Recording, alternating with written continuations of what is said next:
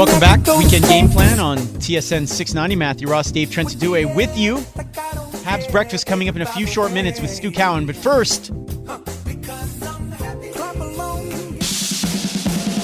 Weekend Game Plan gets out into the community with Suburban Newspaper's sports editor Mark Lidbetter and the Amateur Sports Report. sports at thesuburban.com for the email address for the weekly segment. All right, Mark, let us start on the gridiron. Yeah, with some championships. The Lakeshore Cougars took home 3 league titles last weekend with their expansion midget, peewee, and mosquito teams all completing undefeated seasons with championship game victories at Stade Hébert and St. Leonard. The midget Cougars won a thrilling 28-24 final over the Greenfield Park Packers, with the Cougars needing a fourth down stop with under a minute to play in the game to keep the Packers out of the end zone. Quincy Logan, Raf Dunn, and Nolan Howard converged on the Packers quarterback, sacking him to end the game and secure the championship. The Pee-wee Cougars bested the previously unbeaten Sunnybrook Bombers, defeating them 40-27. Cougars touchdowns came courtesy of Sebastian Mary, Troy Doughton, and Matthew Cooper. The Mosquito Cougars rounded out the association's trio of triumph Saturday morning, beating the Chateauguay Raiders 28-6 to mark the Mosquito team's third straight perfect seasons. Majors in the contest were scored by Devin Taylor with a pair, Jake Roberts, and quarterback Edward Wright. Now, in the Bantam Gold Cup game, the North Shore Lions edged the St. Leonard Cougars 10-7 in a huge defensive battle. The two clubs went scoreless until the final 30 seconds of the opening half, when both combatants found the end zone in that short time span. Joel Nyandoro pulled his way into the end zone for the Cougars, and North Shore got their major with no time on the clock and on a third penalty extending play. Then the margin of victory was provided by Adriano Sauki's field goal, who was good from 10-yard mark with 6:56 left in regulation. And then with 46 seconds left on the clock, St. Leonard was on their own 52 doing a drive when Lion Tayshawn Harvey, his interception, allowed North Shore to get the ball back and run the clock out and start up celebrating their QBFL championship. Oh, congratulations to them. All right, on the pitch.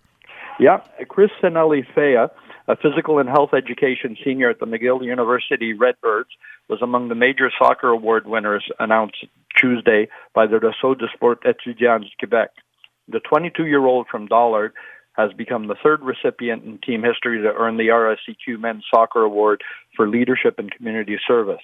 Sinelli-Fea, who merited academic all-Canadian status and is a member of the Principal Student Athlete Honor Roll, is expected to graduate next spring, but he's planning on returning to get his master's degree in education.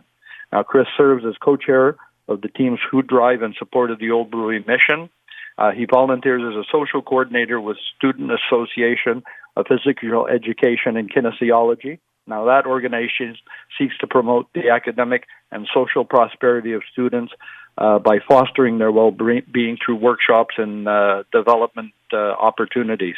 Now, in addition, he also acts as co-chair of the soccer team Seeds of Change fundraiser, which has generated close to $40,000 over the last 4 years. And if that's not enough, he's also worked as a lifeguard and served as a volunteer goalkeeper coach at various summer soccer camps, including Pierrefonds and Pointe Claire. Wow. Busy boy. Yeah, that's a guy who really gives back, that's for sure. All right, and finally, Mark, onto the ice. Yeah, and some good hockey today as the RSEQ is presenting the first edition of the Women's Hockey Celebration, which starts this morning at 10 a.m. at the Verdun Auditorium. During the day, 8 teams from the LHEQ Women's U18 AAA circuit will compete in games, like I said, beginning at 10.